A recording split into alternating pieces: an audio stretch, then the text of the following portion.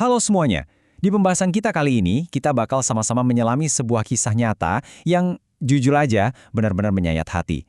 Ini bukan cuma sekedar gosip selebriti atau berita sensasional biasa ya, ini adalah realitas pahit tentang seberapa jauh seorang ayah rela berkorban demi keluarganya. Kadang kita cuma ngelihat enaknya aja dari kehidupan keluarga figur publik. Padahal pas kameranya mati, beban yang mereka pikul tuh luar biasa berat. Nah, hari ini kita bakal bertindak sebagai pengamat, melihat langsung gimana kerasnya tekanan ekonomi bisa mendorong seseorang sampai ke titik terendahnya dan kenapa kisah perjuangan seorang Calvin Dores ini benar-benar penting banget buat kita renungkan. Oke, coba deh kalian perhatiin pernyataan ini. Bukan iseng, gua serius. Satu aja gua masih bisa ngeliat. Waktu pertama kali dengar ini rasanya bener-bener merinding kan? Calvin dengan tegas bilang kalau dia itu sama sekali nggak lagi cari sensasi. Dia bener-bener nawarin matanya untuk dijual. Murni cuma buat bertahan hidup. Coba bayangin sejenak, seberapa putus asanya seseorang sampai ngerasa jual organ tubuhnya sendiri adalah satu-satunya jalan keluar. Dan yang bikin makin sedih, dia bilang satu aja. Supaya apa? Supaya dia masih bisa ngelihat dan tetap bisa kerja nyari nafkah. Ini bener-bener realitas yang keras banget teman-teman. Nah, ini yang bikin ceritanya makin kerasa jomplang. Buat kalian yang ngikutin sejarah musik Indonesia, nama mendiang Deddy Dores itu udah level legenda kan? Di era keemasannya, hampir semua lagu hits itu dia yang bikin. Kayak monopoli kesuksesan di industri musik lah ibaratnya. Tapi, realitas yang dihadapi anaknya, si Calvin, sekarang ini beda 180 derajat. Dia lagi benar-benar tercekik kesulitan ekonomi, gak punya kerjaan tetap, apalagi gaji bulanan. Ini bukti nyata kalau bayang-bayang nama besar dan kesuksesan orang tua itu nggak otomatis menjamin kehidupan anaknya bakal mulus terus. Kalau kita kilas balik sedikit ngeliat perjalanannya, kerasa banget penurunannya. Tahun 2008 tuh, Calvin sempat punya band dan rilis lagu yang lumayan ngehits loh. Dia punya potensi. Tapi roda kehidupan kan berputar ya. Masuk tahun 2021, dia kepaksa ngelelang gitar kesayangan almarhum ayahnya. Bayangin aja, barang yang nilai emosionalnya pasti tinggi banget, terpaksa dilepas buat nutupin biaya pengobatan ibunya. Dan sekarang, kita ngelihat dia banting tulang jadi joki game online sampai nawarin matanya buat modal. Perjalanan dari musisi yang menjanjikan sampai ke titik super nekat ini benar-benar bikin kita miris. Dan kalian tahu nggak apa yang lebih bikin nyesek?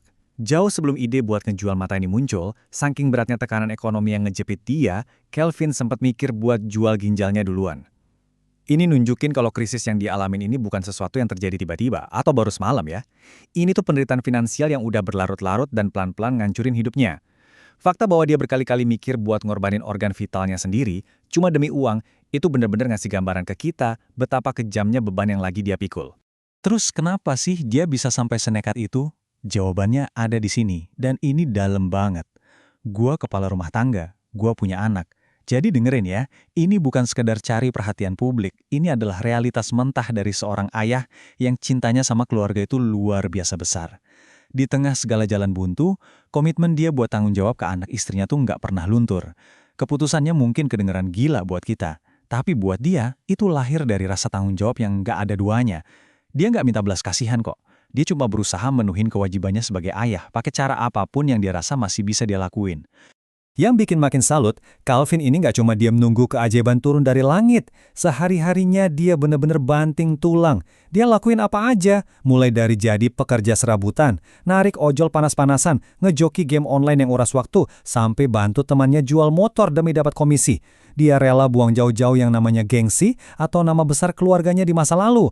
Pokoknya hajar aja semua kerjaan halal yang ada di depan mata. Kenapa? Ya tujuannya cuma satu, biar dapur di rumah tetap ngepul dan anak istrinya bisa makan. Sesederhana tapi seberat itu perjuangannya. Tapi dari semua keringat dan capeknya itu, tahu nggak sih berapa hasil yang didapat? Rp100.000. Iya, Rp100.000. Ini nominal yang dia dapat dari hasil ngejoki game online sampai 10 bintang. Dan buat dapat 10 bintang itu, butuh waktu berjam-jam, fokus melototin layar tanpa henti loh. Dia sendiri sampai bilang, kerasa banget nyari duitnya. Angka ini bukan cuma sekedar duit, tapi jadi bukti nyata seberapa perihnya perjuangan nyari nafkah pas lagi di posisi paling bawah, di mana tiap receh benar-benar dibayar pakai tenaga dan waktu yang luar biasa menguras pikiran. Nah, kalian mungkin nanya, emangnya uang hasil jual matanya itu nanti mau dipakai buat apa? Apa buat foya-foya? Jelas enggak lah. Dia secara spesifik bilang uang itu buat modal usaha biar bisa bangkit lagi.